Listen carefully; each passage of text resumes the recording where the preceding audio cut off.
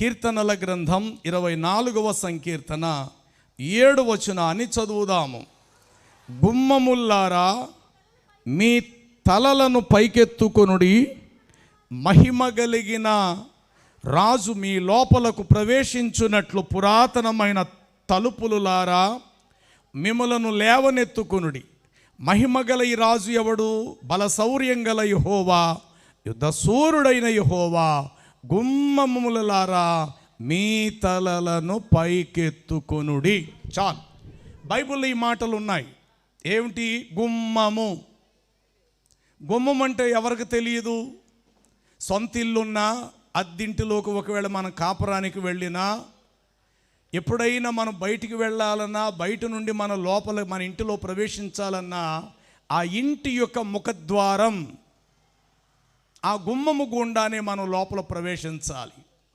కిటికీలోంచి మనం వెళ్ళము. గోడకు బెజ్జం పెట్టుకొని అందులోంచి దూరి మళ్ళీ లోపలికి వెళ్ళి సిమెంట్తో అతికేసి మరలా బయటకు రావాలన్నప్పుడు గుమ్మానికి గోడకు బెజ్జం పెట్టడం, మళ్ళీ రావటం, ఈ పనులు చేయవు. అది చిన్న ఇల్లు కానివ్వండి, పెద్ద ఇంద్రభవనం కానివ్వండి, ప్రతి ఇంటికి ఒక గుమ్మం అనేది ఉంటుంది. దానికి 2 రెక్కలు కలిగిన తలుపులే ఉండొచ్చు.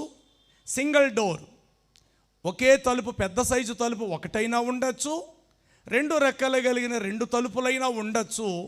కానీ మొత్తం మీద లోపల నుండి బయటికి రావాలన్నా, బయట నుండి లోపలకు వెళ్ళాలన్నా ప్రతి ఇంటికి తప్పనిసరిగా గుమ్మము అనేది ఖచ్చితంగా ఉంటుంది.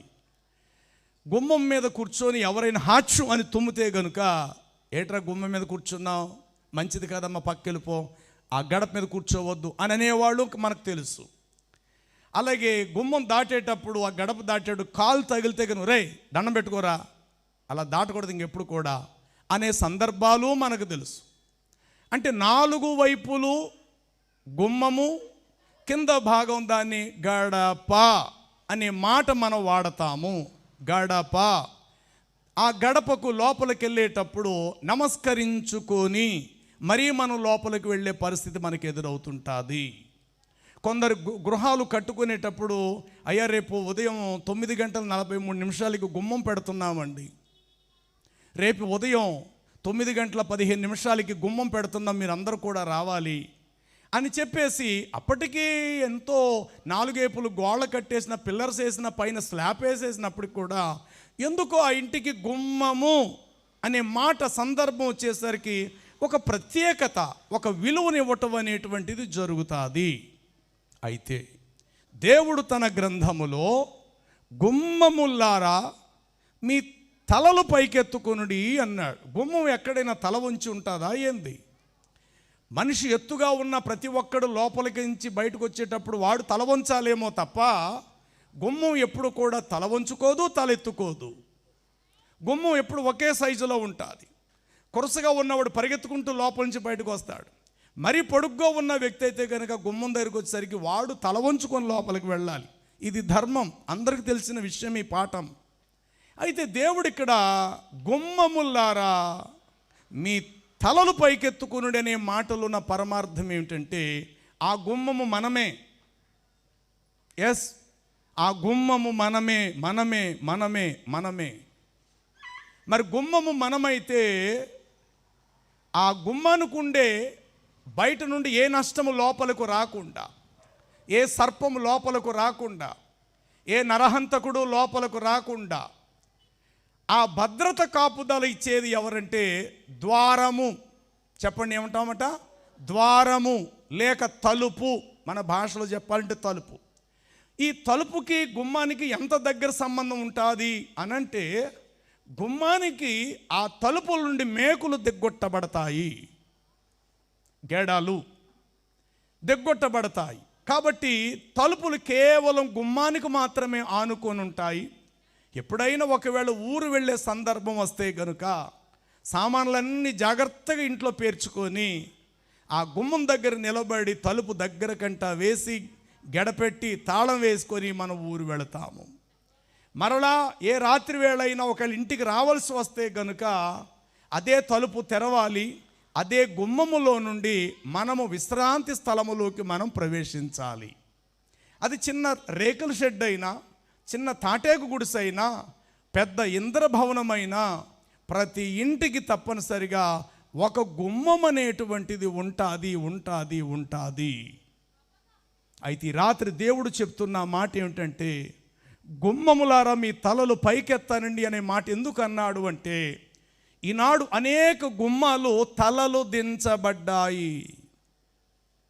ఈ ప్రపంచంలో తలెత్తుకోవటానికి అనేక కారణాలు కావచ్చు. తలను దించుకోవటానికి ఒక 3 కారణాలు మాత్రమే తప్పనిసరిగా చెప్పగలుగుతా. తలెత్తుకోవటానికి చాలా కారణాలు ఉండొచ్చు గాక, తల దింపబడటానికి ఒక 3 కారణాలు కావచ్చు. ఆదికాండము 4వ అధ్యాయము 7వ వచనం చూస్తే అక్కడ దేవుడు అంటాడు, కయీను, నీవు సత్క్రియ చేసిన ఎడల నీవు తల ఎత్తుకొనవా, లేని ఎడల వాకిట పాపము పొంచియుండును. చాలంతే. ఓ నాయనా, ఓ పెద్ద మనిషి, ఓ కయీను, నీవు సత్క్రియ, సత్ అనగా మంచి క్రియ, మంచి పని చేస్తే నువ్వు తలెత్తుకోవా? మంచి పని చేసినప్పుడు నువ్వు ఎలాగ తలెత్తుకుంటావు? నువ్వు ఎత్తుకోకపోయినా 10 మంది వచ్చి నీ తల పైకి ఎత్తుతారు. ఎందుకంటే నువ్వు మంచి పని చేసి పెట్టావు, ఊరికి మంచి పని చేసావు, ఆ పేటకు మంచి పని చేసావు. కొన్ని కుటుంబాలకు నువ్వు మంచి పనులు చేసినప్పుడు 10 మంది వచ్చి నీ మెడలో పూలదండ వేయచ్చు, 10 మంది నీకు ఆరతలు పట్టచ్చు, 10 మంది మధ్యలో నీ తలను పైకెత్తేలా చేయొచ్చు. అయితే తల దించబడటానికి 3 కారణాలు. నెంబర్ 1, పాపము ప్రజలకు అవమానము తెచ్చును. అవమానము సమాజములో తలదించుకునేలా చేస్తాది. ఇది జగమెరిగిన సత్యం. పాపము ప్రజలకు అవమానము తెచ్చిపెడతాది. అవమానము ఏం చేసి పెడతాదంటే ఆ వ్యక్తిని తలదించుకునేలాగా చేసి పెడతాది. ఎగ్జాంపుల్, పిల్లోడు ఇంకా రాలేదేటి, ఇంకా రాలేదేటే, వీడు సాయంత్రం 7ంటికే రావాలి, ఇంకా రాలేదేటి, ఏమోనండి నాకు భయంగా ఉంది. 12 అయింది, 1 గంట అయింది, తెల్లవారు 3 అయింది, 5 అయింది, 6 అయింది. అప్పుడే ఎవరో వచ్చి మన గుమ్మం దగ్గర తలుపు తడుతున్నారు, దబ అని తడుతున్నారు. పోనీ అర్ధరాత్రి అనుకోండి, లేక తెల్లవారుజాము 4 గంటలకే అనుకోండి. కంగారు పడి లేచి వచ్చి మనం తలుపు తీసి లైట్ వేసాం. దాదాపు ఒక 20 మంది ఉంటారు బయట, గుమ్మం బయట. ఆ 20 మంది మధ్యలో మన పిల్లవాడికి ఒంటి మీద బట్టలు లేకుండా 2 చేతులు కట్టేసి ఆ 20 మంది మధ్య మనుషులలో మన పిల్లవాడిని అక్కడ నిలబెట్టేశారు. ఏమండి ఒకసారి బయటికి రండి, మీరు రండి అని అంటుంది భార్య. గబగబా భర్త కూడా వచ్చాడు. చూసేసరికి అప్పటికి పిల్లోడి మీద చాలా దెబ్బలు ఉన్నాయి. 2 చేతులలో కట్టేశారు. 20 మంది బలవంతులైన వారు నిలబడ్డారు. ఏంటి నా కొడుకు, ఏంటి మీరు ఇంత అన్యాయం చేస్తారు, ఏంటి మా కొడుకుని ఇలా బంధించారు ఏమిటి? చూడు బాబు, నువ్వు గట్టిగా మాట్లాడగేమా, నోరు ఉందని గట్టిగా మాట్లాడు కాగు. నీ కొడుకు అసలు ఏం చేశాడో తెలుసా? అసలు నీ కొడుకు నిన్న రాత్రి ఏం చేశాడో తెలుసా? ఈరోజు రాత్రి 12ంటికి ఏం చేశాడో తెలుసా? మీ ఇంటి అడ్రస్ కూడా చెప్పలేదాడు.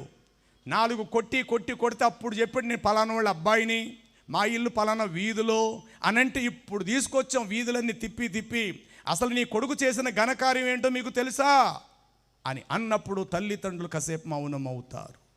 ఏం చేశాడయ్యా నా కొడుకు, ఒరే చెప్పరా, అలా చూస్తారేట్రా, చెప్పండి రా అని అన్నప్పుడు, అమ్మా నీ కొడుకు వయసు ఎంతమ్మా? వాడికండి ఇప్పుడే దాదాపు 19 వెళ్ళి 20 సంవత్సరాలు కదా, 20 సంవత్సరాలు కదా, చిన్న పిల్లోడు అనుకుంటున్నావా నీ కొడుకు? ఆడు చేసిన పని ఏంటో తెలుసా? రాత్రి ఒక ఆమెను హత్యాచారం చేయబోయాడు. ఆమె భర్త ఇంట్లో లేనప్పుడు దౌర్జన్యంగా లోపలికి వచ్చి ఒక స్త్రీని పాడు చేయబోయాడు. ఆమె కేకలేస్తుంటే ఇరుగు పొరుగు వారు మేము వెళ్ళి త్రాళ్లతో కట్టేశాము, కాలితే నీ కొడుకుని అడుగు అని అన్నప్పుడు ఈ కేకలకు ఇరుగు పొరుగు వారు ఒక 20-30 కుటుంబాల వాళ్ళు లెగిసిపోయారు. ఏంటి తెల్లవారుజాని కేకలేంటి శబ్దాలు ఏంటి? అందరూ తెలుసున్న మొఖాలే మనకి, అందరూ మనకు తెలుసున్న వాళ్ళు ఆ వీధులు అందరూ లేచి వచ్చి మన గుమ్మం దగ్గరకు వచ్చేసారు. అందరూ ఆ మాటలు వింటున్నారు. పిల్లోడు తల వంచాడు అక్కడ గుమ్మం దగ్గర. తల్లిదండ్రులు కూడా ఏమీ అనలేని పరిస్థితి. కళ్ళ ముందు ఒకడొచ్చి లాగి పెట్టి కొట్టాడు. ఏరా నా పిల్లమే దొరికిందిరా నీకు అని చెప్పి ఒక్కడు కొట్టాడు. తండ్రి కూడా ఏమి అనలేని పరిస్థితి. ఇప్పుడు చెప్పండి, గుమ్మం దగ్గర వారు తల ఎత్తుకునేవారుగా ఉన్నారా, తల దించుకునేవారుగా ఉన్నారంటే అవును, తల దించుకునేవారుగానే ఉన్నారు. కారణం, పాపము ప్రజలకు అవమానము తెచ్చును, అవమానము సమాజములో తల దించుకునేలాగా చేయును. ఈనాడు మనుషులుగా సమాజంలో మేము మనుషులమే సుమా, మేము మనుషులమే సుమా, మాకు ఇల్లు వాకిలి గుమ్మాలు ఉన్నాయి, మాకు కార్లు బళ్ళు ఉన్నాయి, మాకు వ్యాపారాలు సంపాదన మాకు ఉంది అని అన్నట్టు చలామణి అయిపోతూ మేము మనుషులమే అని అనుకుంటూ పశువు కంటే విచక్షణ జ్ఞానాన్ని కోల్పోయి పశువుల కంటే హీన స్థితిలోకి దిగజారిపోయిన సమాజము మధ్యలో మనం జీవిస్తున్నాము. పశువులకు వాయు వరుస క్రమము తెలియదు, జంతువులకు వాయు వరుస తెలియదు. అది తల్ల చెల్ల ఎవరనేది వాటికి అనవసరం. ఆడదానికి మగ జంతువు కావాలి, మగ జంతువుకి ఆడదే కావాలి. అది ఆ తల్లికి పుట్టిందే కావచ్చు. వాటికి వాయు వరుస క్రమం అనేటువంటిది వాటికి లేదు. కాబట్టి ఇది పశువు జాతికి జంతువుల జాతికి ఈ స్వభావం ఉంటే ఉండొచ్చుగాక, మన మనుషులు అలాంటి వారం కాదే. మంచి చెడులు అనేవి మనకు తెలుస్తున్నాయి కదా. ఇది చెడు, ఇది చేయకూడదు, ఇది మంచి, ఇది మాత్రమే మనం చేయాలి అనే ఒక నైతిక విలువ మనకు తెలిసినప్పుడు ఒక పశువు కంటే విచక్షణ జ్ఞానాన్ని కోల్పోయి పశువు కంటే అద్దానముగా, వాక్యంలో రాయబడింది, జనములలో పశుప్రాయుల్లారా అని దేవుడే సెలవిచ్చాడు. జనములలో పశుప్రాయుల్లారా అంటాడు. కాబట్టి నాడు పశు జాతి కంటేనో హీనముగా మనుషులు బరితెగించి జీవించటాన్ని బట్టి తప్పు బట్టబయలు కానంత వరకు ప్రతి మనిషి దర్జాగా కాలరెగరేసుకొని తిరుగుతాడు. దొరల్లాగో జమీందారులాగా తిరుగుతారు. తన తప్పు తనది తప్పు ఫలానా అని తెలియలేనంత వరకు కూడా. కానీ ఏదో ఒక రోజు అది బట్టబయలవుతుంది. వినండి, క్యాన్సర్ పుండు కడుపులో ఆడదానికి వచ్చినా దాచుకోగలుగుతుందేమో కానీ కడుపు వస్తే ఏ ఆడది దాచుకోలేదు. క్యాన్సర్ పుండు వచ్చింది కడుపులో, ఏం అలా ఉన్నావేటి, అబ్బాయి ఏం లేదండి, అబ్బాయి ఏం లేదండి, అమ్మ ఏంటి నువ్వు రోజు రోజుకి అలాగున్నావని తల్లి అడిగినా ఏం లేదమ్మా, ఏం లేదమ్మా, ఆరోగ్యం అంతా బాగానే ఉందా, మరి ఏంటి రోజు రోజుకి ఇలాగైపోతున్నా, అబ్బాయి ఏం లేదమ్మా, ఏం లేదమ్మా. అలాగావిడి 2 సంవత్సరాలు బట్టి కడుపులో క్యాన్సర్ కాయ, క్యాన్సర్ పుండును దాచుకుంది. అది ఆవిడ సొంతంగా తెచ్చుకున్నదేం కాదు. దానికి బాధపడవలసిన పని లేదు, సిగ్గుపడవలసిన పని లేదు. కానీ పెళ్ళి కాకుండగానే ఒక యవ్వనస్తురాలు ఎట్లా గర్భవతి అయిపోద్దండి? దాన్ని మాత్రం దాచుకోలేదు. రోజు రోజుకి కడుపు ఎత్తొస్తుంది. తల్లి అడుగుద్ది, ఏం జరుగుతుంది నీకు, అసలు ఏంటి, ఋతుస్రావం అవుతున్నావా, అసలు ఏంటి, పద డాక్టర్ దగ్గరికి వెళ్ళి చూపిద్దాం. ఎప్పుడు లేని కడుపు రోజు రోజుకి ఎత్తు పెరుగుతుంది, ఏంటి అసలు కారణం? తీరా డాక్టర్ దగ్గరికి వెళ్ళేసరికి చెప్పచ్చు, మీ పాప వచ్చి 4వ నెల 5వ నెల లేకపోతే ఇలాగని. అక్కడే హాస్పిటల్ ఆగిపెట్టి ఒక్కడ కొడుతుందా తల్లి, పనికి మాలిందానా, మా పరువు తీసేసావు కదే నువ్వు, మా పరువు అంతా తీసుకెళ్ళి ఇలా చేసావు కదా దిక్కుమాలిందానా అని చెప్పి బోరు నా తల్లి ఏడుస్తుంది. సరిగ్గా అదే మధ్యాహ్నం టైంకి కష్టపడిన జీవి ఆ తండ్రి ఇంటికి వస్తాడు భోజనం చేద్దామని. తల్లో ప్రక్కన ఆ కూతురు పక్కన ఏడుస్తుంటారు. అన్నం తినడవాడు, ఏంటి అలా ఉన్నారు, ఏంటి ఒక్కగానొక కూతురు, ఏంటి అలాగున్నారంటే ఏం చేయమంటారండి, ఏమని చెప్పమంటారండి ఇది చేసిన ఘనకార్యానికి. తండ్రి కూడా అక్కడ గుమ్మలో తల ఉంచుకుంటాడు. అంటే పాపము ప్రజలకు అవమానము తెచ్చిపెట్టును, అయితే అవమానము సమాజములో తల దించుకునేలాగా చేస్తుంది. అయితే తల దించుకున్న మనుషుడు మరలా తల ఎప్పుడు ఎత్తుకోబడతాడో తెలుసా ప్రియులారా? అతని పాపము క్షమించబడినప్పుడు. కీర్తనల గ్రంథం 3వ సంకీర్తన మనము చదివితే ఒక మాట 3వ వచనములో ఇట్లా వ్రాయబడి ఉంటుంది,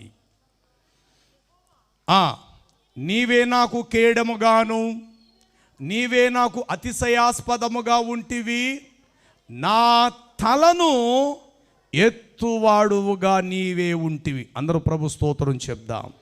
నా తల ఎత్తువాడవు నీవే, నా తల ఎత్తువాడవు నీవే.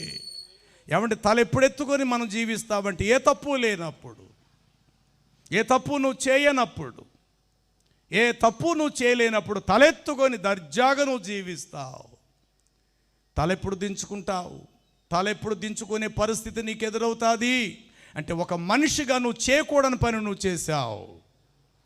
ఒక మనిషిగా అది నీకు కర్తవ్యం కాదు, అది నీ భావ్యం కాదు. ఒక మనిషి చేయకూడనిది మొత్తం మీద నువ్వు చేశావు.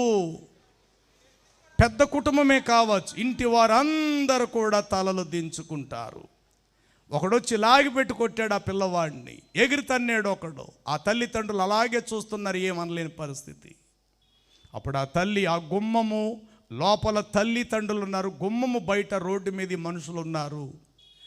ఆ తల్లిదండ్రులు గుమ్మము దాటి బయటకు వచ్చి వారి కాళ్ళ మీద పడి, బాబు బాబు దయతో ఈసారి ప్రాణభిక్ష పెట్టండి నా కొడుకుని, దయచేసి మా ఎదురుగుంటాల కొట్టి చంపేయకండి అయ్యా, రక్తాలు కారిపోతున్నాయి అయ్యా, వాడు చేసింది తప్పేనయ్యా, ముమ్మాటికి తప్పేనయ్యా, అందుకు ఏం చెల్లించమంటారు? మీ ఇద్దరం క్షమాపణ అడుగుతున్నప్పుడు ఎవడో మనసున్న మనిషి, ఒరే పోలేరా, ఆడు చేసిన తప్పుకాలు తల్లిదండ్రులు కాళ్ళమే పడడం మంచిది కాదురా, ఏదో జరిగింది. రెండోది మన ఊరోడే మన పేటోడే కదా, పోలే వదిలేద్దాం. రా ఇంకొకసారి ఇలాంటి పని చేసావంటే ఈసారి చంపేస్తాం, జాగ్రత్త, తీసుకెళ్ళండి. ఇదిగో అమ్మ నీ ముఖం చూసి, నీ భర్త ముఖం చూసి మేము వదిలేస్తున్నాం ఈ దుర్మార్గుణ్ణి. ప్రియులారా, ఆ వీధులు అందరూ చూసేశారు, అందరూ వినేశారు. ఒక్కొక్కరు గుసగుసగులా మాట్లాడినారు. కాలేజీకి వెళ్తున్నాడు అనుకున్నాం, లేకపోతే ఆ పనికి వెళ్తున్నాడు అనుకున్నాం, ఇంత దుర్మార్గ పని చేస్తాడా వీడని ఊరు వాళ్ళందరూ చెప్పుకుంటున్నారు. ఎన్ని రోజులు ఆ మాటలు ఈ తల్లిదండ్రులు వినాలి? ఎంత దుఃఖకరమైనటువంటి విషయాలు. కాబట్టి ప్రియులారా, ఈనాడు గుమ్మం అనగా మనమే. అందుకే దేవుడు అన్నాడు, గుమ్మములారా మీ తలలు పైకెత్తుకొనుడంటే అనేక గుమ్మాలు విరగగొట్టబడుతున్నాయి. 24 యెషయా గ్రంథం 12వ వచనము చదివితే ఇట్లా వ్రాయబడి ఉంటుంది, పట్టణములో కేవలం ఊరిలో వీధుల్లో ఇళ్లల్లో పాడు బ్రతుకు మాత్రమే మిగిలి ఉన్నది. కంటిన్యూ. గుమ్మములన్నీయు విరగగొట్టబడుచున్నవి. చాలా ఒక్క మాట, ప్రతి గుమ్మము విరగగొట్టబడుచున్నది. పట్టణములో పాడు శేషింపబడెను, పట్టణములో చెడుతనముతో నిండిపోయి ఉండెను. ప్రతి ఇంటి ముంగిట, ప్రతి ఇంటి గుమ్మము దగ్గర కూడా చెడు తాండమాడుతుంది, చెడు లోపలకు ప్రవేశిస్తూ ఉన్నది, గుమ్మములు విరగొట్టబడుతూ ఉన్నవి. ఇర్మియా గ్రంథము 14వ అధ్యాయము 2-3 వచనాలను చదివితే ఇట్లా వ్రాయబడి ఉంటుంది, యూదా ప్రజలందరూ దుఃఖించుచున్నారు, దాని గుమ్మములు అంటే గుమ్మం అంగలార్చడం ఏంటండి, పిచ్చి మాట. అందుకే మొదట చెప్పా, దేవుడు ఏదైనా ఒక విషయం మనతో మాట్లాడాలన్నప్పుడు మన కళ్ళతో చూసే వాటితోని, మన చేతులు తాకే వాటితో దేవుడు మనతో మాట్లాడేవాడు. తెలియలేని వేరే విధముగా దేవుడు ఏది మనతో మాట్లాడడు. మన స్థాయికి దేవుడు ఒక మెట్టు దిగి వచ్చి మనకు అర్థమయ్యే రీతిలోనే దేవుడు ప్రతీది మాట్లాడే స్థితి గలవాడే తప్ప, మనకు అర్థం కాలేని భాషలో 7 ఆకాశాలపైన ఏముంది నీకేనో తెలుసు అంటే మనమేం చెప్తాం? అసలు ఇసుక రేణువులు ఎన్నున్నాయో నువ్వు లెక్కెడతావంటే మనమేం చెప్తాం? ప్రతి రాత్రిపూట నీకు కనబడే నక్షత్రాలు ఎప్పుడైనా లెక్కెడతావా నువ్వు చేస్తావంటే మనమేం చేస్తాము? సముద్రంలో ఉండేటువంటి నీళ్లు ఎన్ని టన్నులు లేకపోతే ఎన్ని వందల వేల లక్షల లీటర్ల నీళ్ళు ఉంటే నీకేం తెలుసుంటే మనమేం చెప్తాము? దేవుడు అలాంటి పిచ్చివాగుడు వాగేవాడు కాదు. అలాగా మనకు అర్థము కాలేని మాటలు మాట్లాడి సమయాన్ని వృధా చేసేవాడు కాడు. దేవుడు ఏదైనా ఒక విషయం మాట్లాడాడంటే వర్తమాన భూత భవిష్యత్ కాలాలకు ఉపయోగపడే మాట మాట్లాడతాడు. గడిచిపోయిన తరానికి సంబంధించినది, ప్రస్తుతం గడుస్తున్న సమాజానికి సంబంధించింది, ఇక ముందు రాబోయే సమాజానికి సంబంధించే రీతిలోనే ఏదైనా ఒక విషయం మాట్లాడితే త్రికాలానికి సంబంధించి దేవుడు మాట్లాడతాడు ప్రియులారా. కాబట్టి గుమ్మం అంటే మీరు అనుకోవచ్చు, మార్బుల్స్ అండి, గ్రానైట్ గుమ్మాలు పెట్టించామండి, సిమెంట్ గుమ్మాలు పెట్టించామండి, టేకు గుమ్మాలు పెట్టించామండి, రోజు వుడ్ గుమ్మాలండి. ఆ గుమ్మాలు కాదు ఈ గుమ్మం. అందుకే మీకు అర్థమవుతుందని చెప్పా, ప్రతి ఇంటికి ఏదో ఒక గుమ్మం ఉంటుంది. కానీ ఆ గుమ్మమును ఉదాహరించి దేవుడు మాట్లాడుతున్నాడు. ఒక పోస్ట్ మ్యాన్ వచ్చాడు అనుకో, గుమ్మం దగ్గరికి వచ్చి నువ్వు నిలబడతావు, ఎక్కడిది బాబు ఉత్తరము అని అంటావు. ఆ ఉత్తరములో ఒకవేళ మీ అబ్బాయికి అమెరికాలో చదువుకు పంపించారు, అమెరికాలో ఇదిగో మీ బిడ్డ యాక్సిడెంట్ అయి చచ్చిపోయాడు అనే మాటే గనుక ఆ ఉత్తరములో ఉంటే గనుక ఆ గుమ్మం దగ్గర కుప్ప కూలిపోతావు. ఆ తలుపుల దగ్గర పట్టుకొని ఒక్కసారి గుమ్మానికి నీ తలేసి కొట్టేసుకుంటావు. ఇరుగు పొరుగు వస్తారు, ఏమైంది ఇదిగో ఉత్తరం చదవడు, మా బాబు చచ్చిపోయేటట్టు అమెరికాలో, మొన్నటి రోజు చనిపోయేటట్టు, ఇదిగో ఈరోజు టెలిగ్రామ్ వచ్చింది మా బాబు చచ్చిపోయేటట్టు. ఆ గుమ్మం పట్టుకుని అక్కడ ఏడుస్తావు. అదే ఉత్తరములో అమ్మ నాకు పోస్ట్ జాబ్ వచ్చింది, నిన్నటి వరకు 1,00,000 రూపాయల జీతం, ఈరోజు 4,00,000 రూపాయల జీతం, నా చేతి కింద ఇంతమంది పనివాళ్ళు ఉంటారు, ఇంతమందికి నేను అధికారిగా నేను ఉంటూ ఉన్నాను, నాకు సొంత గవర్నమెంట్ పెద్ద బంగ్లా ఇచ్చింది, ఒక పెద్ద కారు కూడా ఇచ్చింది, నెలకి 5,00,000 రూపాయల జీతం అమ్మా అని కూడా ఒక ఉత్తరము తన తల్లికి వేసాడు అనుకోండి. అదే తల్లి ఎంగిలి చేత్తో ఆ పోస్ట్ మ్యాన్ ఇచ్చే ఉత్తరం తీసుకోవడానికి గుమ్మం దగ్గరికి వచ్చింది. ఆ గుమ్మం దగ్గర ఆ మనుషుడి గురమ్మ లెటర్ మీకు వచ్చింది. ఆ లెటర్ చదివి ఆ యొక్క ఉత్తరం చదివేసరికి అందులో కొడుకు మాటలు వినబడుతూ ఉన్నాయి. ఆహా, అదే గుమ్మం దగ్గర ఎంత ఆనందపడిపోతుందో ఒకసారి మీరు ఆలోచన చెయ్యండి. సంతోషమైన అక్కడే, దుఃఖమైనా సరే రెండు కూడా గుమ్మం దగ్గరే జరుగుతాయి ప్రియులారా. అందుకే దేవుడు మనతో మాట్లాడేటువంటి దేవుడు ఇలా చెప్తున్నాడు, గుమ్మముల్లారా మీ తలలు పైకెత్తుకొనుడి. ఎప్పుడైతే నీ పాప క్షమాపణ నీకు కలుగుతాదో అప్పుడు నీ గుమ్మం ఎట్లా మార్చబడతాదో తెలుసా? 118వ కీర్తన 20వ వచనం మీరు చదివితే ఇట్లా వ్రాయబడి ఉంటుంది, ఇది యెహోవా గుమ్మము, నీతిమంతులు దీని లోపలకు ప్రవేశించెదరు. అందరూ స్తోత్రం చెప్దాం. ఎప్పుడైంది ఇది యెహోవా గుమ్మము? నిన్నటి వరకు అది నీ గుమ్మము, నా గుమ్మమే. నిన్నటి వరకు ఆ గుమ్మం దగ్గర నువ్వు కన్నీళ్లు గార్చావు, రోధించావు, ఏడ్చావు, తల వంచుకున్నావు.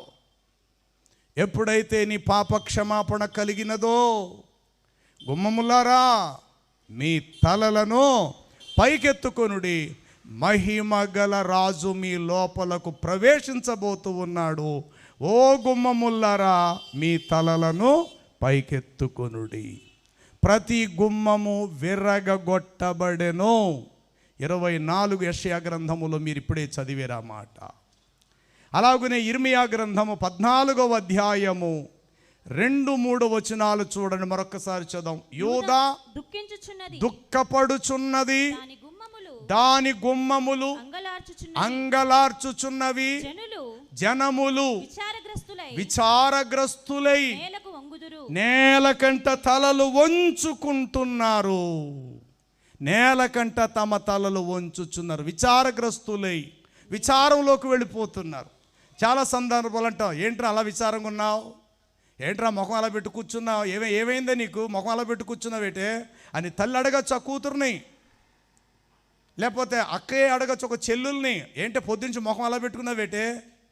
ఎస్, విచారగ్రస్తులై ఏదో పోగొట్టుకున్నట్టు, ఏదో కోల్పోయినట్టు తలలు దించబడటము.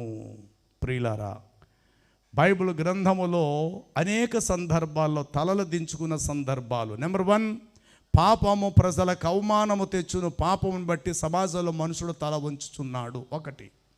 2, భయంకరమైన తెగులు వ్యాధిని బట్టి మనుషుడు సమాజంలో తలదించుకొని బ్రతుకుతున్నాడు. 3, తెలుసో తెలియకో చేసిన రుణాలకు పర్వతాలాగా అప్పులు పేరుకుపోయినప్పుడు అప్పు ఇచ్చు యజమానిని గుమ్మము దగ్గరకు వచ్చి వడ్డీ కట్టు అని నిన్ను అడిగినప్పుడు, కట్టడానికి నీ చేతుల్లో స్తోమత లేనప్పుడు, గుమ్మం దగ్గర వాడు 4 చళామణమని 4 మాటలు మాట్లాడినప్పుడు ఏమి అనలేని నిర్భాగ్య స్థితిలో గుమ్మము దగ్గర నువ్వు తల వంచుకోలే. తినడానికి మాత్రం మీకు చేతులు వచ్చినాయే, పీకిల దాకా తింటున్నారు తల్లి పిల్లలు, మాకు మాత్రం డబ్బులు ఇవ్వడానికి మీ చేతులు రావా?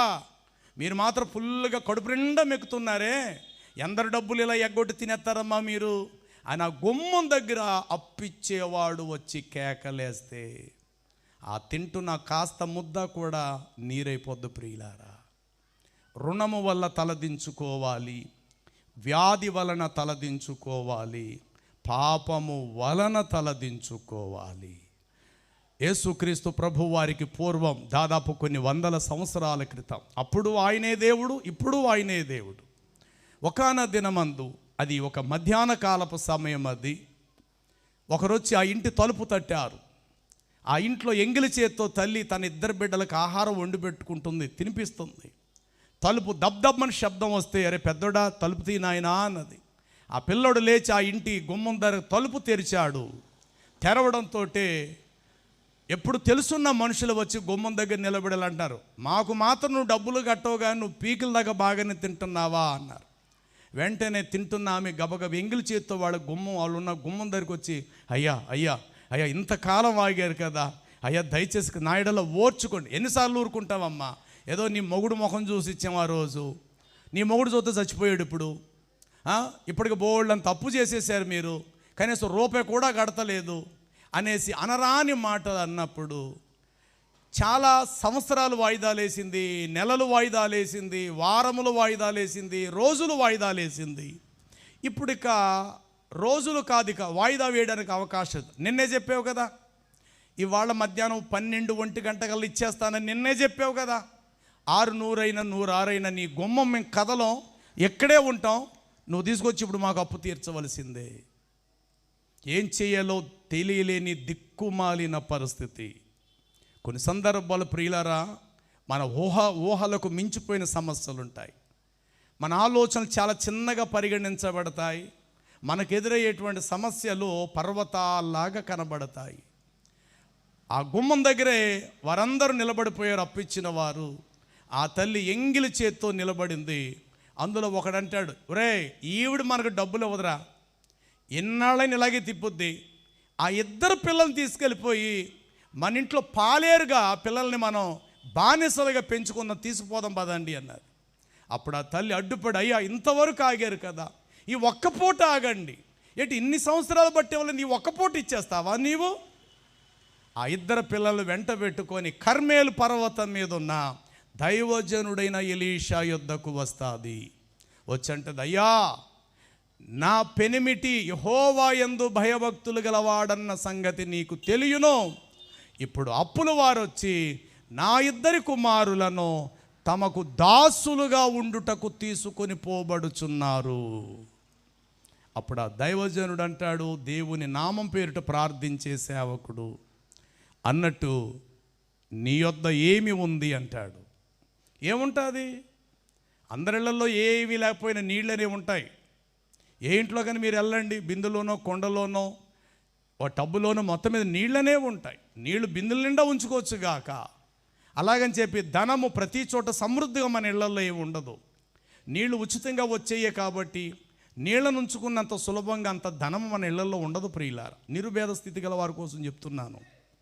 మొత్తం మీద ఆ మాట చెప్పినప్పుడు ఆ మంటది, యెహోవా జీవముతోడు నా యొద్ద ఏమీ లేదన్నప్పుడు పిల్లోడు అంటాడు, అమ్మ లేదన్న మాట అనక మన ఇంట్లో కొంచెం నూనె ఉంది కదా అంటాడు. అవును బాబు, నా దగ్గర నూనె ఉన్నది. అప్పుడు ఆ దైవజనుడు అంటాడు, నీవు వెళ్ళి నీ ఇరుగు పొరుగు వారి యొద్దకు వెళ్ళి ఎరువు పాత్రలు తీసుకొని వచ్చి ఆ పాత్రలన్నీ నీ ఇంటిలో పెట్టి ఆ పైన కట్టిన ఉట్టుకు కట్టిన ఆ నూనె కొండ కిందకు దింపి ఆ నూనెను ఎరువు పాత్రలుగా ఉన్న వాటిలో పోయము. ఎంత అద్భుతమైన విషయం అంటే ప్రియులారా, అంటే కష్ట సమయములో నిరాశ కలిగిన వేళలలో ఆ చిన్న సహాయము కొండంత సహాయ సమృద్ధిని అందించింది. సాధారణంగా కొంచెము నూనె విస్తారమైన పాత్రలు నింపబడటం అనేది అసంభవం. కానీ అద్భుతం, ఆయన అంటాడు, నీవింటిలోకి వెళ్ళి నీ తలుపు వేసుకొని లోపలనే నీవు నీ కుమారులు ఉండి ఆ నూనెను ఆ ఖాళీ పాత్రలో పోయమన్నప్పుడు పాత్రలన్నీ నిండిపోయినవి. మరలా వచ్చి అంటది, అయ్యా పాత్రలన్నీ నూనెతో నింపబడ్డాయి అన్నప్పుడు వాటిని కొనువాని యొద్దకు వెళ్ళి ఆ నూనెని అమ్మి వేసుకున్నాము. ప్రియులారా, నిజంగా ఆమె ఆ నూనెంతా తీసుకెళ్ళి అవతల వారికి అమ్మి ఆ ధనాన్ని తన చేత్తో పట్టుకొని తెస్తూ ఉన్నప్పుడు అద్భుతం ఏంటి తెలుసా, ఈమె రుణమంతా పావళ వంతు బాకీ ఉంటే అదనంగా 3/4 వంతు సమృద్ధి తిరిగి ఆమె చేతికి దొరికింది. ఆమంటది, అయ్యా రుణమంతా తీర్చేశాను, ఎవరెవరికి ఎంత అప్పులు ఇవ్వాలో అన్ని అప్పులు తీర్చేగా ఇంకా నాకు ఇంత మిగిలిందయ్యా అంటది. అప్పుడు ఆయన చెప్పిన మాట ఏంటో తెలుసా, దీనితో నీవును నీ పిల్లలు జీవితకాలం అంతా హాయిగా బ్రతకండి. దేవునికి స్తోత్రం. అంటే ఏ గుమ్మము దగ్గర ఆమె తల దించబడినదో, ఏ గుమ్మము దగ్గర ఆ తల్లి నిట్టూర్పు, కన్నీళ్లు, రోదన, వేదన చెందినదో, సియోను కుమార్తె అంగలార్చుచున్నది గుమ్మములు విరగొట్టబడినన్నట్లు ఎక్కడైతే ఆ తల్లి రోదించినదో, సరిగ్గా అదే గుమ్మము దగ్గర దేవుడు ఆ బిడ్డ యొక్క తలలు పైకెత్తాడు. ప్రియులారా, అప్పు గల వారి దగ్గరికి వచ్చింది, ధనం కొడుకు లెక్క పెట్టాడు. బాబు వాళ్ళకి ఎంత ఇవ్వాలి, అక్షరాలు ఇచ్చే నాయన అన్నది. అంకుల్ మీకు ఎంత ఇవ్వాలి, మా నాన్నగారు. అరే బాబు వడ్డీతో సుద్దా ఇంత అయిందిరా, మొత్తం అంతా ఇచ్చేసరికి ఆశ్చర్యపోయారు. ఇన్ని సంవత్సరాలు వాయిదాలు వేసిన ఈమె, నెలలు వాయిదాలు, వారాలు వాయిదాలు, రోజులు వాయిదాలు వేసిన ఈమె ఒక్క పూటలో ఇంత సర్వ సమృద్ధి మీకు ఎట్లా సహాయం కలిగినది? ఎస్, పైనున్న పాత్ర మీద కిందున్న ఆమె తన చేయి పైకెత్తినది. ఎప్పుడైతే మన చేతులు పైకెత్తుతామో పైనున్న దేవుని చేతులు సహాయం మన మధ్యకు దిగి వస్తుంది.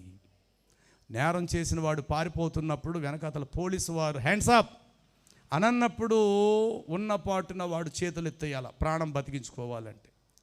చేతులు ఎత్తేయటం అనే మాటకు అర్థయ్యా నేను మీకు లొంగిపోయాను, నేను మీకు దొరికిపోతున్నాను, నన్ను దయచేసి కాల్చకండి, నన్ను చంపకండి, నేను మీకు లొంగిపోతున్నాను అని చెప్పటానికి గుర్తు ఏమిటంటే రెండు చేతులు పైకెత్తేయటం. వాక్యంలో రాయబడింది, నా చేతులు పైకెత్తుట సాయంకాలపు నైవేద్యముగా నీ దృష్టికి అంగీకారమగునుగాక. మోషే తన చేతులు పైకెత్తినప్పుడల్లా ఇశ్రాయేలీలకు జయము కలుగుచూ ఉండెను. ఆ కుండ వైపునకు ఆ తల్లి తన చేతులు పైకెత్తినది, పైనున్న కుండను క్రిందకు దింపినది. ఎస్, నా జీవితానికి సహాయకుడు క్రీస్తే. ఎప్పుడైతే నీ మనసు, నీ తలంపులు, నీ ఆలోచనలు, నీ చేతులు దాసి కన్నులు యజమానురాలు చేతి తట్టు, దాసుని కన్నులు తన యజమానుని జీతమిచ్చే జీతము తట్టు ఎవరైతే చూస్తారో, కొండల తట్టు కాదు నువ్వు నేను చూడవలసింది, ఆ కొండలు పర్వతాలు సృష్టించిన వాని తట్టు ఎప్పుడైతే మనము చూస్తామో ఆయన యొద్ద నుండి సహాయము మన మధ్యకు దిగివచ్చును. కాబట్టి ఎక్కడైతే ఈమె రుణముల చేత, అప్పుల చేత తలలు దించబడిన స్థితిలో ఉన్నదో, అద్భుతం, అదే సమాజములో అదే గుమ్మము దగ్గర తలపైకెత్తబడినది. కీర్తనల గ్రంథము 9 సంకీర్తన 13వ వచనాన్ని మనం చదివితే ఇట్లా వ్రాయబడి ఉంటుంది, నేను నీ కీర్తి అంతటిని దేవా నేను నీ కీర్తంతటిని ప్రసిద్ధి చేయుచు సియోను కుమార్తె గుమ్మములలో నీ రక్షణను బట్టి హర్షించునట్లు యెహోవా నన్ను కరుణించుము. నేను హర్షించునట్లు, హర్షించడం అంటే ఆనందముతో కేకలు వేయటం, ఆనందధ్వని, జయధ్వని, ఉత్సాహము, నోటి నిండా నవ్వు పుట్టించుబడుట. కాబట్టి నా గుమ్మము యొద్ద నేను నిన్ను బట్టి నేను హర్షించేదను ప్రభువా, నా గుమ్మము యొద్ద నేను నిన్ను కీర్తించేదను, నేను సంతోషిస్తాను, నేను ఆనందిస్తాను. నెంబర్ 1, రుణములను బట్టి నేటి సమాజము తలదించబడుతుంది. ప్రభుని హృదయంలో చేర్చుకో. అంటే యేసు ప్రభుని నమ్ముకుంటే నీ అప్పులు తీరుస్తాడని మాత్రం నేను ఎప్పటికీ చెప్పను, అది చాలా తప్పు. నువ్వు యేసు ప్రభుని నమ్మేసేవని చెప్పి అప్పులేని దేవుడు తీర్చడు. కానీ ఏ చేతితో అప్పు నువ్వు చేసావో సరిగ్గా అదే చేతులతో అప్పు తీర్చగలిగే సామర్థ్యత నీలో పెంచుతాడు ఆయన. కష్టపడటానికి బలాన్ని వసుగుతాడు ఆయన. పనికి వెళ్ళలేని సోమరిగున్న నీ భర్త చేత కూడా కష్టపడి పని చేయించేలా చేస్తాడు. బిడ్డలు గాలికి తిరిగేటువంటి నీ బిడ్డలను చక్కని మార్గంలో పెడతాడు. ఇటు భర్త తెస్తాడు జీతం, పిల్లలు కూడా తెస్తారు జీతం. అతి తక్కువ టైంలోనే ఆ రుణమంతా కూడా తీర్చుకోగలుగుతాం. అంటే యేసు ప్రభువుని నమ్మితే ఆయన ఏదో పైనుండి కట్టలు నీకు ఇచ్చేస్తాడు అని కాదు ఇక్కడ అర్థం. ఎవరికి దేవుడు అలా సహాయం చేయడు, ఇప్పటి వరకు ఎవరికీ చేయలేదు అలాగా. నీ చేతితో నువ్వే చేసావు కాబట్టి నీ చేతితో ఆ రుణం తీర్చే సామర్థ్యత దేవుడు నీలో పెంచుతాడు. అవతల వాడు మనసును కరిగిస్తాడు. సరేనమ్మా, అయిందేదయింది, ఇప్పటి వరకు ఆగేమో, నీ భర్త నాడింగా పనికి వెళ్తున్నాడు, పిల్లలు కూడా పనికి వెళ్తున్నారు, సరే ఎప్పుడు ఇవ్వాలనుకుంటావో నీ మనసు నచ్చినప్పుడు ఇవి. ఇదివరకులా నేను కూడా నీ గుమ్మం దగ్గరకు వచ్చి ఇంకా కేకలేను, అరవను, ఎప్పుడు ఇస్తావో అప్పుడు ఇచ్చే.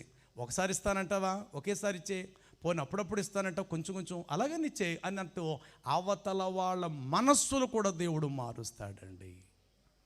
భర్త అంటాడు, ఏమే ఇదివరకు త్రాగుబోతున్నాయి పేకట్టాడి వచ్చిన కష్టార్జితం అంతా అలాగే తలపోసేసాను, తగలెట్టాను, ఇంక నేను అలా చేయనే, ప్రతి రూపాయి కూడా తెచ్చి నీ చేతుల్లోనే పెడతాను.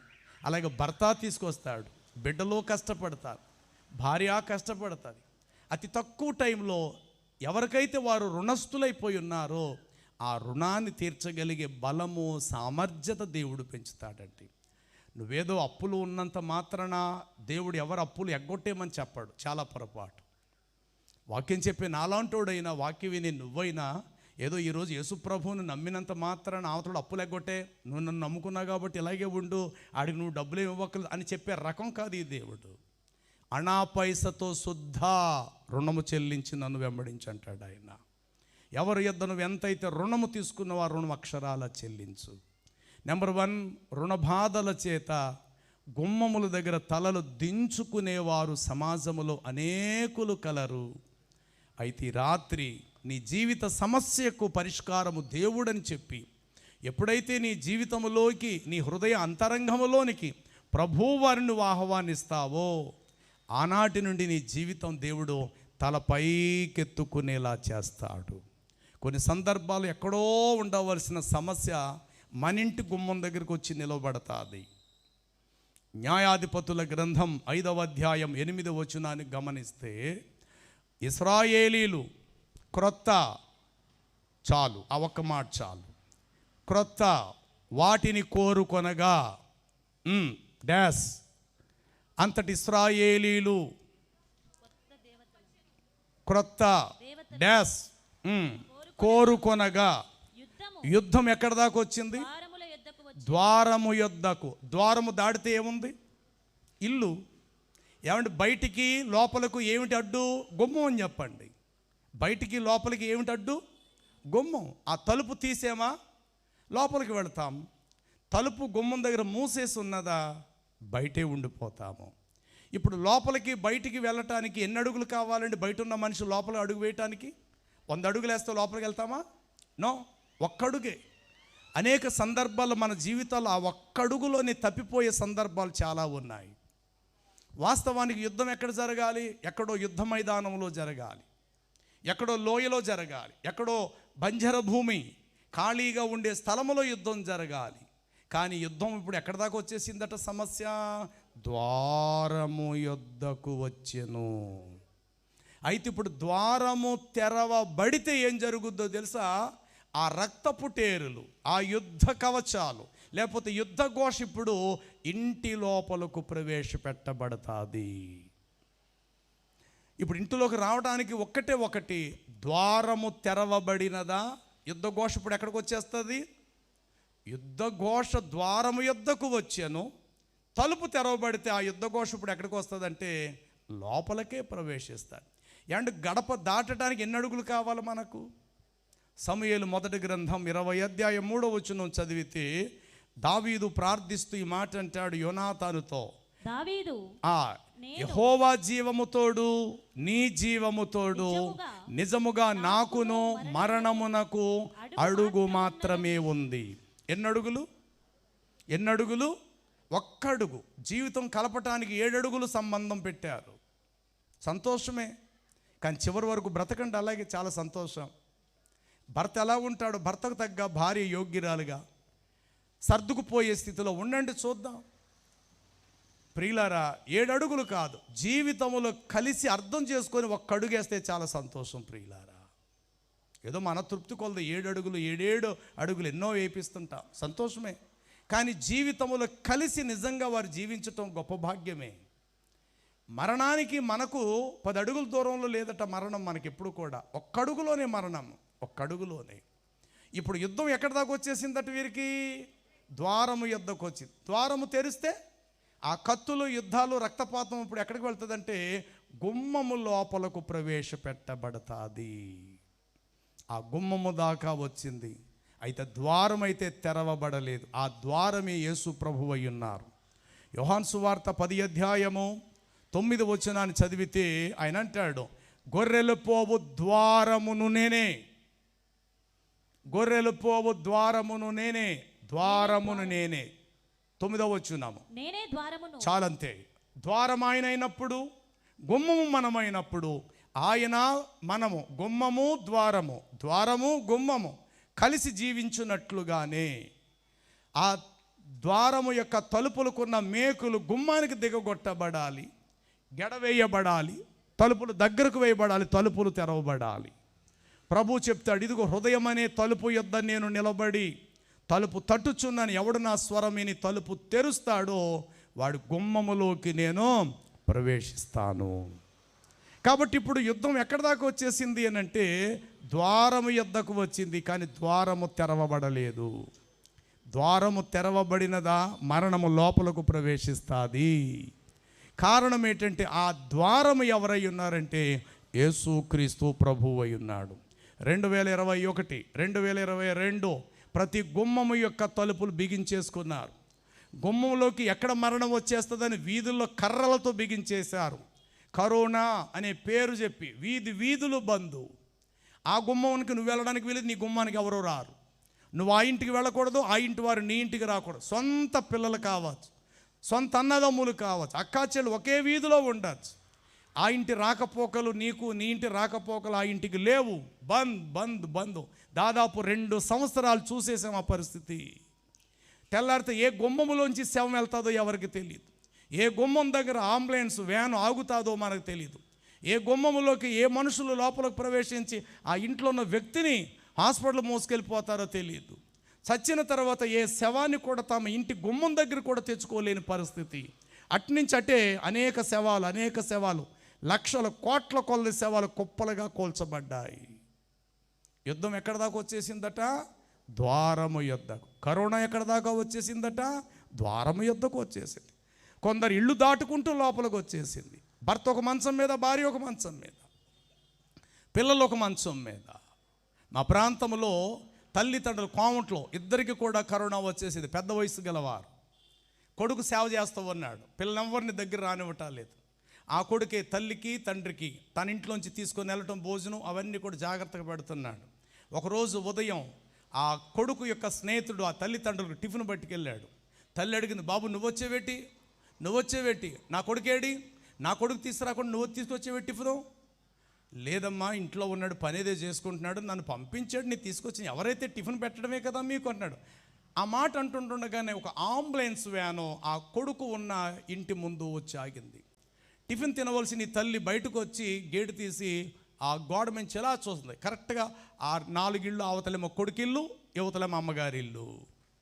ఏమండి వ్యాన్ మన ఇంటి దగ్గర, మన బాబాల ఇంటి కాడ ఆగిందండి. ఒరే చెప్పరా, ఏం జరిగింది అసలు? మా అబ్బాయికి ఆ తండ్రి అడిగాడు. ఏం లేదు అంకులు కాస్త 2 రోజులు బట్టి నీరసంగా ఉన్నాడు, ఏదో వాడిని తీసుకెళ్ళడానికి వచ్చినట్టున్నారు. ఆ మాట్లాడుతుంటుండగానే ఆ కొడుకుని ఆ వ్యాన్లో ఎక్కించుకొని తీసుకెళ్ళారు. అది చూసినటువంటి తండ్రి గుండాగి చచ్చిపోయాడు. వెళ్ళిన వ్యాను రిటర్న్ వచ్చేసింది. భూస్థాపన కార్యక్రమం అంతా కూడా జరిపించేశారు. మరలా వ్యాన్లో తీసుకొని వెళ్ళిపోతున్నారు. ఈలోగా తల్లికి సీరియస్ అయిపోయింది. తల్లిని కూడా 2వ వ్యాన్లో తీసుకొని వెళుతున్నారు. దారి మధ్యలో తల్లి చచ్చిపోయింది 2వ రోజు. ఆ 3వ రోజు తల్లి చచ్చిపోయింది. అక్కడికి తల్లి తండ్రి ఇద్దరు చచ్చిపోయారు. ఇంటికాడ భార్య ఉంది, పిల్లలు మాత్రం ఒక పాప చెన్నైలో ఉంటుంది, ఒక బాబు ఒక కూతురు మాత్రం తల్లిదండ్రుల దగ్గరే ఉంటున్నారు. సరే, ఇప్పుడేమో కొడుకేమో హాస్పిటల్కి వెళ్ళాడు. వెళ్ళినటువంటి ఆ కొడుకు దాదాపు ఒక 1 వారం రోజుల్లో ఆయన చచ్చిపోయాడు. అంటే తల్లి చచ్చిపోయింది, తండ్రి చచ్చిపోయాడు, కొడుకు చచ్చిపోయాడు. కొద్ది రోజుల్లోనే కోడలకు వచ్చేసిందండి జబ్బు. అయితే మామగారు వచ్చారు. మామగారు అంటే ఆ కూతురు తండ్రి వచ్చి అన్నాడు, అమ్మా చూస్తుండగా నీ భర్త కోల్పోయావు, మామగారిని అత్తగారిని కోల్పోయావు, ఇక్కడే ఉంటావు, పిల్లలతో పాటు వచ్చాయి. అంటే లేదు నాన్న, నేను ఇక్కడే ఉంటాను. లేదమ్మా నువ్వు వచ్చాయి అని తీసుకొని వెళ్ళిన 4 రోజులకి ఆ తండ్రి చచ్చిపోయాడు. ఆయన చనిపోయినటువంటి 1 వారం 10 రోజుల్లో కూతురు ఆవిడ చచ్చిపోయిందండి. 3 పిల్లలు అనాథలైపోయారు. ఇది ఆల్రెడీ మా కళ్ళ ముందు జరిగిన వాస్తవం చెప్తున్నాను. ఇప్పుడు మరణం ఎక్కడ దాకా వచ్చింది? యుద్ధ ఘోష అంటే ద్వారము యొద్దకు వచ్చెను. ఈనాడు అనేక సమస్యలు, అనేక ఇబ్బందులు, అనేక ప్రతికూల పరిస్థితులు ఎక్కడ దాకా వచ్చేస్తానంటే వారి ఇంటి గుమ్మం దగ్గరకు వస్తున్నాయి. ఏమీ చేయలేని దుర్భర స్థితిలో అనేక గుమ్మాలు తలలు దించుకుంటున్నాయని దేవుడు సెలవిస్తున్నాడు. ఆ గుమ్మం అంటే నువ్వు నేను కట్టించుకున్న గ్రానైట్ గుమ్మాలో, టేకు గుమ్మాలో కాదుగాక, ఆ గుమ్మము స్థానంలో మానవ జీవితం కనబడుతుంది. ఆ గుమ్మము స్థానములో మానవ జీవితం, ఆ గుమ్మానికి ఆధారముగా బయట ఉన్న ఏ చెడు లోపలికి రాకుండా ఉండే ఆ ద్వారబంధము యేసుక్రీస్తు ప్రభువారై ఉన్నాడు. ఎప్పుడైతే ఆయన మనకు ఆధారంగా ఉంటాడో, ఇప్పుడు పాలు కాసాము, పాలు కాసిన గిన్నె మీద మూత పెట్టాలి. మూత ఎప్పుడు కూడా గిన్నె యొక్క అంచుకు పెద్దదే ఉండాలి, లేకపోతే మూత వెళ్ళి లోపల కూర్చుంటుంది. తెలివైన వాళ్ళు ఏం చేస్తామంటే ఆ పాలు గిన్నె ఎంత సైజు అయితే ఉంటుందో దానికి ఇంకొంచెం పెద్ద సైజు మూత తీసుకొచ్చి దాని మీద పెట్టి, ఎప్పుడైనా బయటికి వెళ్ళవలసి వస్తే ఒక రాయి కూడా వీలైతే పాలు ఎక్కడైనా పిల్లులు ఏమైనా పాడు చేసి తాగేస్తాయేమని చెప్పి దాని మీద ఒక బరువైన రాయి పెట్టి మరీ వెళతాం. ఆ మూత ఎప్పుడైతే ఆ పాల గిన్నె మీద పెట్టామో పాలు శుభ్రంగా ఉంటాయి, అవి నష్టపోవు, అవి పాడు కావు. ఏది వచ్చి అందులో మూత ఎట్టదు. కారణం పైన పెట్టబడిన మూతను బట్టి మాత్రమే. అలాగే తలుపు గుమ్మమైతే ఉంది, తలుపులు లేకపోతే కుక్కల లోపలికి వస్తాయి, నక్కల లోపలికి వస్తాయి, పందుల లోపలికి వస్తాయి. రాత్రి అయిందంటే ప్రతి ఒక్కరు తలుపులు ఎందుకు వేసుకుంటున్నారు? రాత్రి అయితే చాలు అందరూ కూడా తలుపులు ఎందుకు దగ్గరికి వేసుకుంటారంటే బయట ఉన్న ఏ నష్టం లోపలికి రాకూడదు, లోపల ఉన్న ఏ విలువైంది బయటకు పోకూడదని చెప్పేసి ఆ 2 రెక్కలో సింగిల్ డోర్ తలుపులు ఎట్లయితే వేసుకుంటున్నామో ప్రతి ఒక్క జీవితానికి యేసుక్రీస్తు ప్రభువారు మనకు కావలి అయి ఉండాలి. ఆయన మీ హృదయములకును మీ తలంపులకును ఆయన కావలి అయి ఉన్నాడు. నెంబర్ 1, పాపమును బట్టి మనుషులు సమాజములో తలలు దించుకుంటున్నారు. 2, చేసిన రుణాలను బట్టు అప్పు బాధలను బట్టు గుమ్మం దగ్గరకు వచ్చి నిలదీస్తే అప్పు కట్టలేని పరిస్థితిలో రేపిస్తాం బాబు, గట్టిగా కేకలేకయ్యా, నీకు దండం పెడతాం బాబు, వడ్డీతో ఇచ్చేస్తాం బాబు, గుమ్మం దగ్గర కేకలేక బాబు, అందరూ వింటారు బాబు అని కాళ్ళ ఏళ్ళ పడతాం.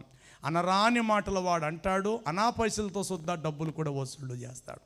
మాట పడక తప్పదు, ఆ రుణాలు ఇవ్వక తప్పదు. కానీ మాటలు మాత్రం గుమ్మం దగ్గర అట్లాగే మిగిలిపోతాయి. అనరాని మాట, ఒక్కొక్కసారి భర్త కూడా వాడలేని మాట బయట ఉన్నవాడు ఆడదాని అనేస్తాడు. పిల్లలను కూడా ఏదో వరుస పెట్టి తిట్టేయడం కూడా మొదలవుతుంటాయి. ఈ మాటలన్నీ విన్నప్పుడు ఆ గుమ్మం దగ్గర వారు ఏం చేయాలంటే తలలు దించుకోక తప్పదు. అయితే తల దించబడిన జీవితాన్ని తలలు పైకెత్తుట కొరకు ఆయన సిలువలో తలవాల్చెను. ఆయన ఆత్మను అప్పగించుచు ఆయన తలవాల్చెను. ఎందుకు యేసుక్రీస్తు ప్రభువారు తలవాల్చినాడు సిలువ మీదంటే నీ నా తలలను పైకెత్తుట కొరకు. ఎప్పుడైతే నీ తల పైకెత్తబడిందో నువ్వు నీతిమంతుడివే, నువ్వు పరిశుద్ధుడివే.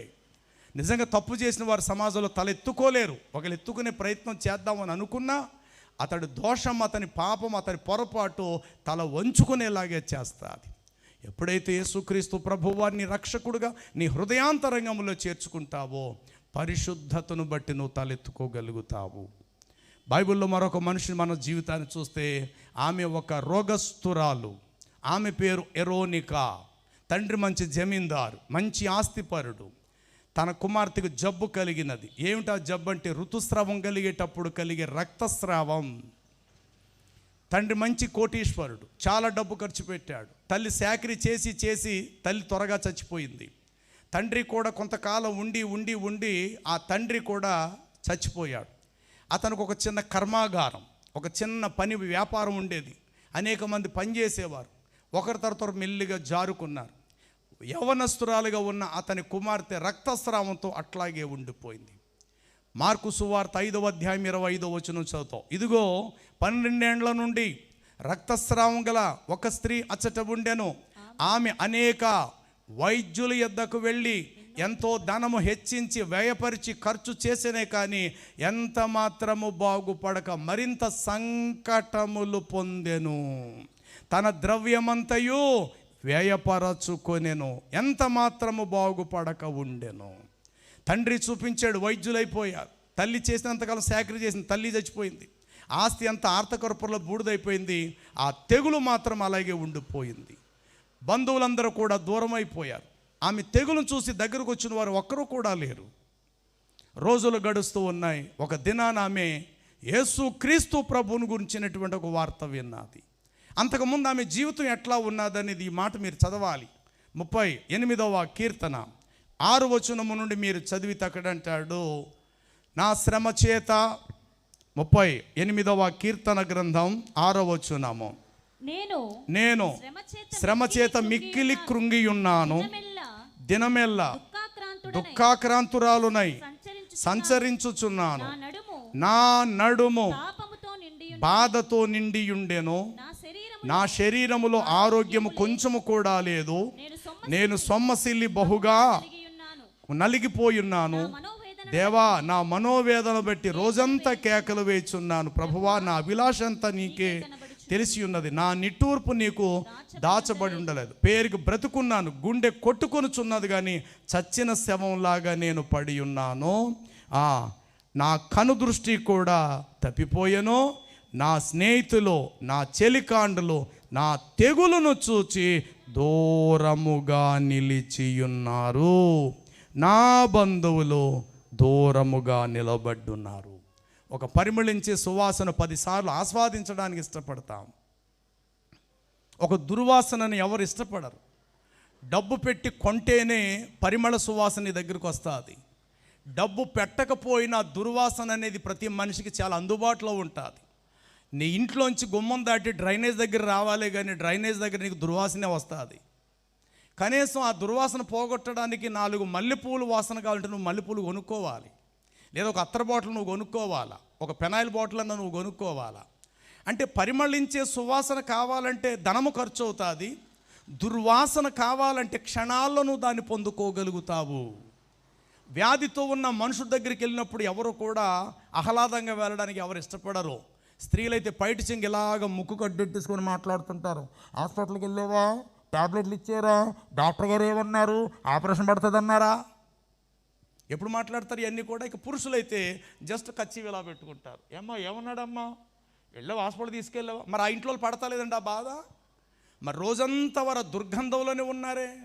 అతని భార్య, పిల్లలు, తల్లిదండ్రులు, ఆ చెల్లెళ్ళు, ఆ మంచం మీద అన్ని పనులు అవుతున్నాయి. కక్కుకుంటున్నాడు, శరీరం అంతా పుండైపోయి రసులు కారిపోతున్నాయి. మరి వాళ్ళకి తప్పదే ఆ బాధ. జస్ట్ ఏదో ఒక్కసారి చూడడానికి వెళ్ళినప్పుడు మనం మాత్రం ముక్కు దగ్గర ఇలా గొడవ పెట్టేసుకొని మనం మాట్లాడతాం. ఏమంటే రేపు అన్న రోజు ఆ పరిస్థితి మనకు రాదా ఏంటి? ఎప్పుడు మనం నిండుకుండలాగా బండరాలాగా ఇలాగ ఉండిపోతామా? కానీ ఎందుకో కొంతమంది ఆ వ్యత్యాసం చూపిస్తుంటారు. జబ్బు ఆడికే వచ్చింది, మాకైతే ఇలాంటి దరిదాపుల్లోకి రావు అన్నట్లు కొందరేమో గుడ్డముక్క అడ్డెట్టుకుంటారు, కొందరు కచ్చిపులు అడ్డెట్టు ఉంటారు. ప్రియులారా, దుర్వాసన రావటానికి క్షణాలు చాలు. పరిమళ వాసన రావాలి అని అంటే డబ్బుతో కొంటేనే పరిమళమైనటువంటి మకరందము సువాసన అనేది నా దగ్గరికి వస్తుంది. కానీ దుర్వాసన అనేది క్షణంలో మనం పొందొచ్చు. ఈమె అనేక వైద్యుల చేత ఎన్నో బాధలు పడింది, తెప్పలు పడినది. బంధువులందరూ దూరం అయిపోయారు, స్నేహితులు, చెలికాండ్రులందరూ కూడా దూరం. ఆమెకున్న తెగులును చూచి అందరూ దూరముగా నిలబడ్డారు. పేరుకి బ్రతికే ఉంది, గుండె కొట్టుకుంటుందే కానీ చచ్చిన జీవశవంలా పడి ఉంది. అలాంటి ఆమె ఒకరోజు యేసు ప్రభు వారిని గురించి విన్నది. ఈ త్రోవన యేసు ప్రభు వారు వచ్చుచున్నారట అన్న మాట విన్న ఆమె అనుకుంది, ఎవరైనా మోసుకొని వెళతారు ఆయన దగ్గరికి అనుకుంది. కానీ ఎవరు కూడా తీసుకెళ్ళటానికి ఆమె దగ్గరికి వచ్చిన వాళ్ళు ఎవరూ లేరు. ఎందుకంటే ఆమెకున్న తెగులును బట్టి అందరు అసహించుకుంటున్న కారణం చేత ఆమె అందరి దగ్గర తలదించుకొని బ్రతుకుతుంది. కానీ మొత్తం మీద ఆయన దగ్గరికి వెళ్ళటానికి ఓపిక తెచ్చుకుంది. దేకురుకుంటూ అలాగే వెళ్ళింది. ప్రియులారా, ఆయన్ని అడగటానికి కూడా సాహసించటానికి ధైర్యం సరిపోక ఆయన వస్త్రపు చెంగు మాత్రమే ముట్టెను. వెంటనే ఆయన ప్రభావము బయల వెళ్ళి ఆమె రక్తధార కట్టెను. ఎంత అద్భుతం! అంతవరకు వ్యాధి చేత తలదించుకున్న ఆమె ప్రభు స్వస్థపరిచిన మరో క్షణం తలెత్తుకొని జీవించటం ప్రారంభించబడినది. కొన్ని సందర్భాలు అంటాం, మీ ఆయనకి ఎయిడ్స్ వ్యాధట కదా, మీ ఆయనకి ఎయిడ్స్ వ్యాధి వచ్చిందని మొన్న ఎవరో ఆ వీధులు అనుకుంటున్నారు, మీ ఆయనకి ఎయిడ్స్ వ్యాధట కదా అని అన్నప్పుడు అతని భార్య తలెత్తుకుంటుందండి. ఆ మాట అంటున్నప్పుడు వెంటనే అదేంటి పిన్ని అంత మాట అనేసా, నీకెవరు చెప్పారు పిన్ని, నీకెవరు చెప్పారు పెద్దమ్మ, అంత మాట అనేసా మా ఆయన కోసం.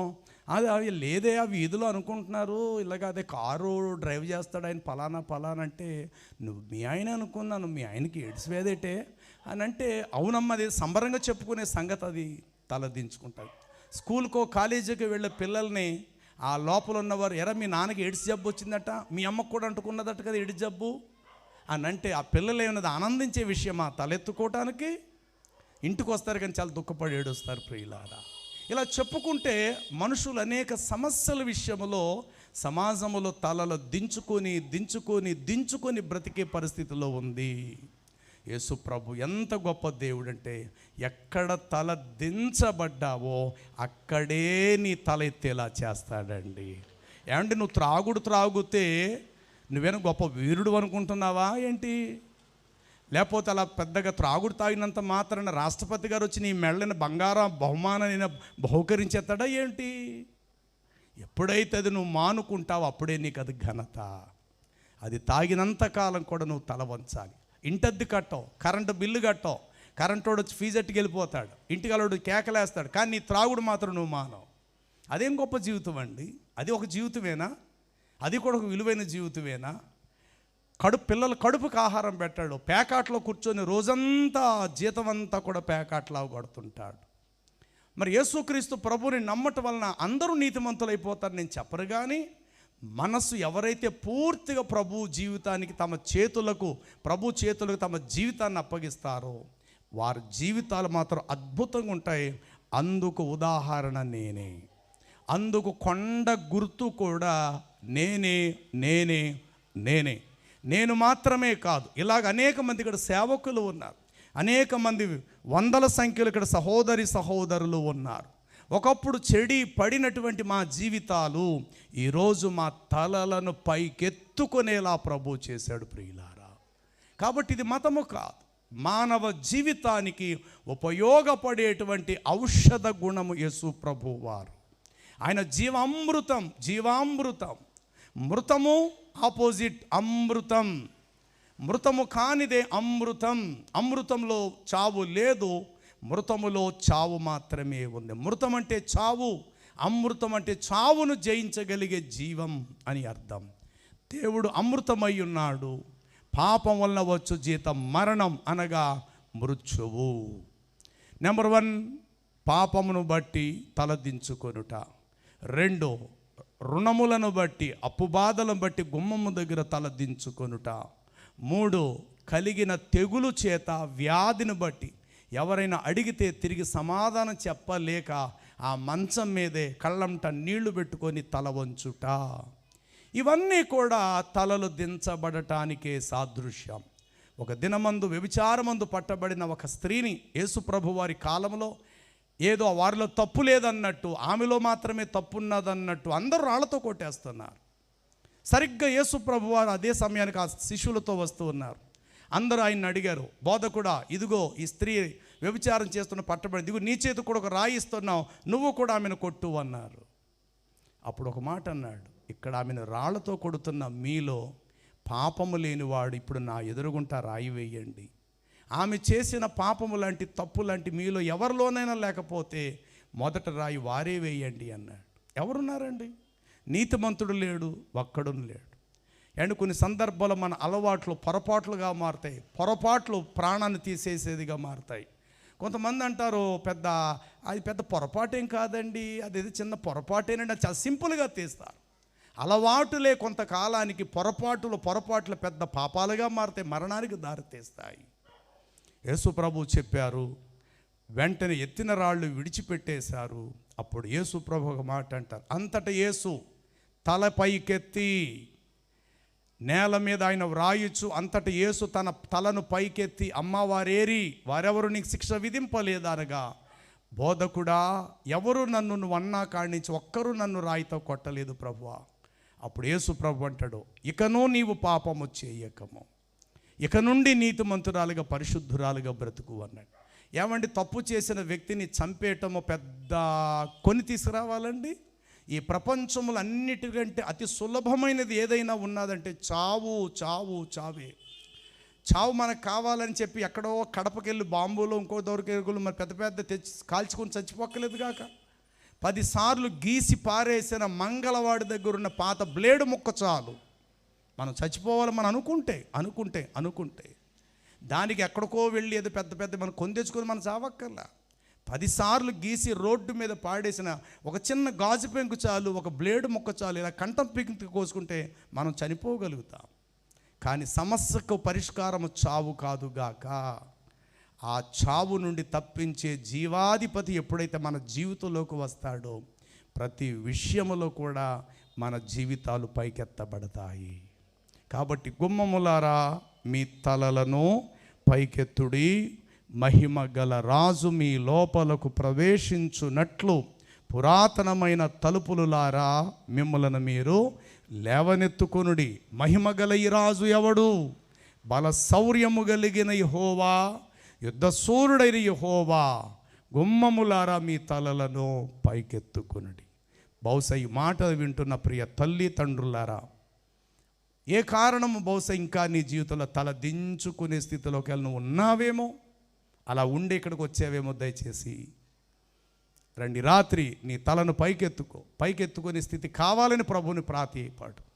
ఎందుకంటే ఆయన నీ కొరకు నా కొరకు సిలువలో ఆయన తల వాల్చెను. ఆయన సిలువలో తల వంచి నా తలలను ఆయన పైకెత్తాడు. కాబట్టి తల పైకెత్తుకొని బ్రతుకు. దేవుని ఎదుట ఆయన పాదాల దగ్గర తల వంచు. సమాజములో మాత్రము తలెత్తుకొనే జీవించు.